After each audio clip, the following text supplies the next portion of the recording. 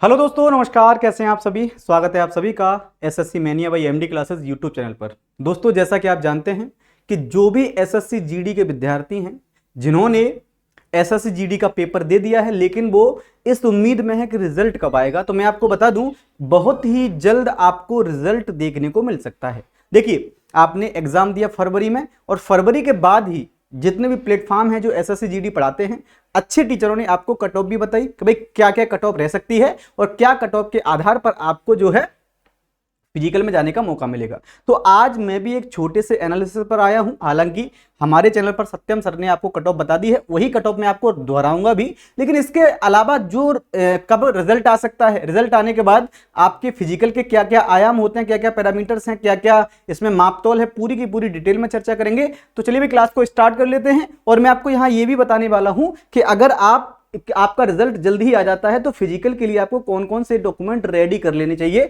जिससे आपको फिजिकल में कोई भी बाधा ना आए, है ना। चलिए भाई, तो सबसे पहली चीज तो मैं आपको यह बता दूं कि 2025 है ना, 2025-26 के लिए एसएससी जीडी के जो फॉर्म है ना, 2025-26 के लिए एसएससी जीडी के फॉर्म 11 नवंबर 2025 को आ रहे हैं, है ना।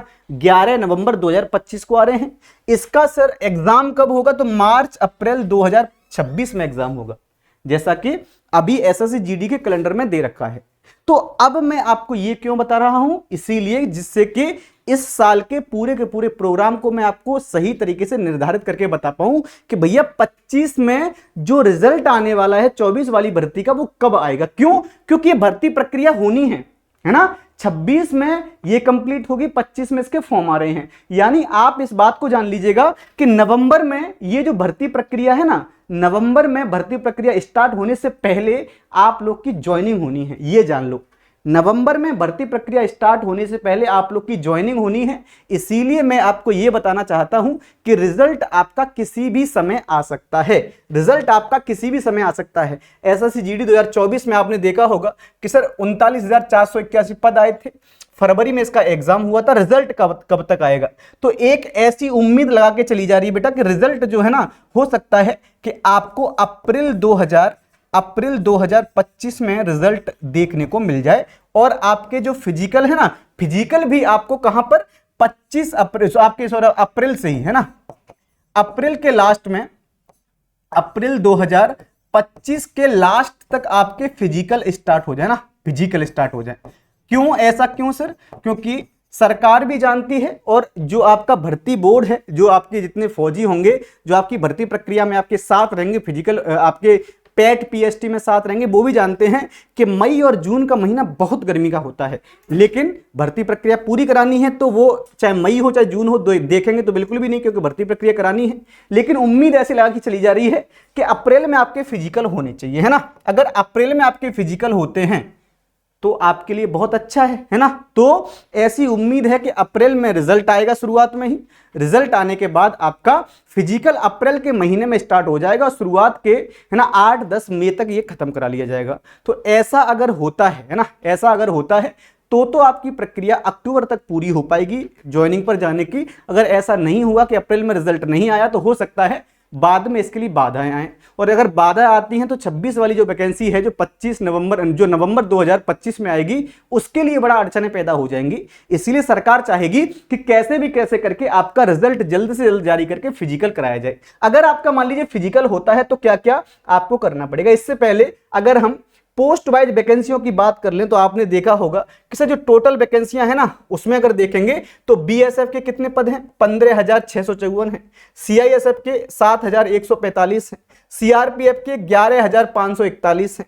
एसएसबी के 819 पद हैं। आईटीबीपी में 3,017 पद हैं। असम राइफल में 1,247 पद हैं, है ना। एसएसएफ में 35 पद हैं और एनसीबी के 22 पद हैं। ये आपकी 24 की वैकेंसी है। जो टोटल आपको 39,481 पद है ना, इसमें आपके ये अलग अलग कैटेगरी वाइज डिवाइड हैं, किस किस पोस्ट पर कितनी वैकेंसियां हैं, जिनके लिए अभी हाल में ही आपका एग्जाम हुआ है फरवरी 2025 में। जल्द ही रिजल्ट आपको अप्रैल के महीने की शुरुआत में ही देखने को मिल सकता है ना। अगर मिलता है तो बहुत अच्छी बात है, फिजिकल आप लोग कर पाएंगे। अब देखो भाई, ये जो रिजल्ट है ना, इसकी कट ऑफ क्या रह सकती है।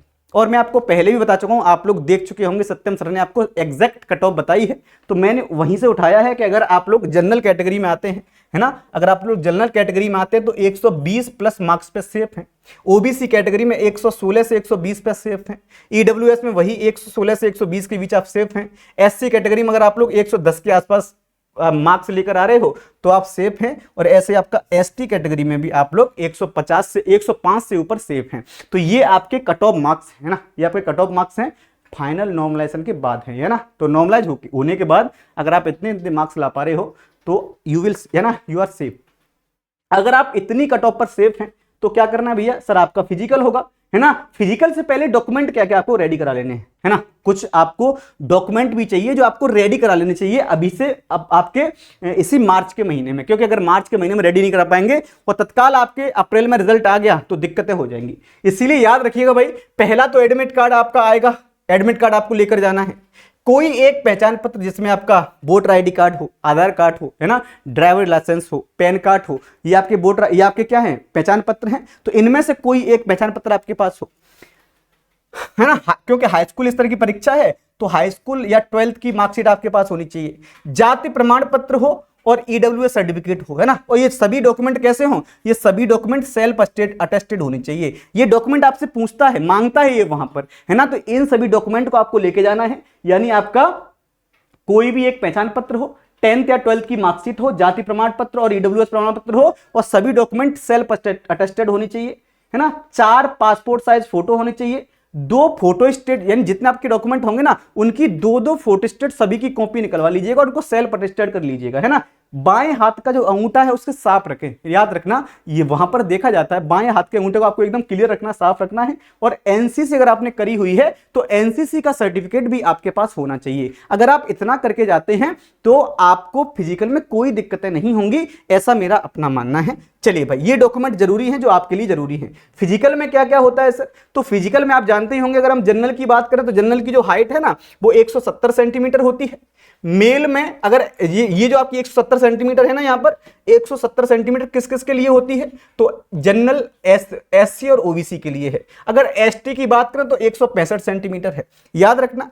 अगर आप मेल की बात करें सर तो जनरल, ओबीसी और एससी के लिए जो चेस्ट है ना वो 80 सेंटीमीटर होता है और फ्लैप 5 सेंटीमीटर करके 85 सेंटीमीटर है। इनको रनिंग जो है ना वो 5 किलोमीटर रनिंग कितने मिनट में, तो 5 किलोमीटर 24 मिनट में रनिंग लगानी है। और अगर एसटी की बात करें तो सेम है ना, तो रनिंग तो सेम है, चाहे एससी हो, एसटी हो, ओबीसी हो या जनरल हो, रनिंग आपको सेम करनी पड़ेगी। फीमेल में आते हैं सर, कितनी हाइट है, तो एससी, एसटी और ओबीसी, जनरल, ओबीसी और एससी के लिए 157 सेंटीमीटर है, एसटी के लिए 155 सेंटीमीटर, सॉरी 155 सेंटीमीटर है ना। यहां पर लड़कियों के लिए रेस कितनी है सर, तो 1600 मीटर है 8.5 मिनट में, 1600 मीटर 8.5 मिनट में है। तो ये आपकी सभी फिजिकल की प्रक्रिया है जिससे आपको गुजरना पड़ेगा, उसके बाद ही आप फाइनल आप कट ऑफ में आ पाएंगे, है ना। चलिए भाई, उसके बाद कि सर ये तो आपका हो जाएगा, ठीक है ना। इसके बाद सर अगर जो विद्यार्थी 25 की तैयारी कर रहे हैं, 25-26 की, वो क्या करें, तो उनके लिए हमने क्लासेस स्टार्ट कर दी हैं। इसके अलावा आप लोग सीजीएल, सीएचएसएल, एमटीएस या जीडी की तैयारी कर रहे हैं तो आपकी क्लासेस स्टार्ट हो गई हैं, है ना। जीके जैसी क्लास मैं रात को 9 बजे लेता हूं, मैंने वहां पर ज्योग्राफी स्टार्ट की एकदम थ्योरी में, तो आप लोग रात के 9 बजे आकर मुझसे जुड़ सकते हैं, एकदम शुरू से जीरो से, और हिंदी में पढ़ा रहा हूं, है ना। तो एकदम शानदार ज्योग्राफी है, उसको आप लोग क्लास ले सकते हो। अगर आप लोग इन सभी एग्जाम की तैयारी कर रहे हो, सीएचएसएल, सीजीएल, एमटीएस, तो इंग्लिश की क्लास भी आपकी होती है रात को 8 बजे से सीना मैम के द्वारा, तो इन क्लासेस के साथ भी आपको जुड़ना है अगर आप लोग किसी अन्य एग्जाम की तैयारी भी कर रहे हो तब, ठीक है। तो उम्मीद करता हूं आपको क्लास अच्छी लगी होगी। अगर क्लास अच्छी लगी है तो हमारे इस चैनल को सब्सक्राइब कर लीजिएगा, और अगर आप लोग मुझसे जुड़ना चाहते हैं तो हमारा टेलीग्राम चैनल जरूर ज्वाइन कर लीजिएगा, जीके जीएस बाय सैलेंसर, वो आपके कमेंट बॉक्स में मैं पिन करवा दूंगा, जाकर वहां से ज्वाइन कर लीजिएगा। चलिए, बहुत बहुत धन्यवाद, थैंक यू सो मच।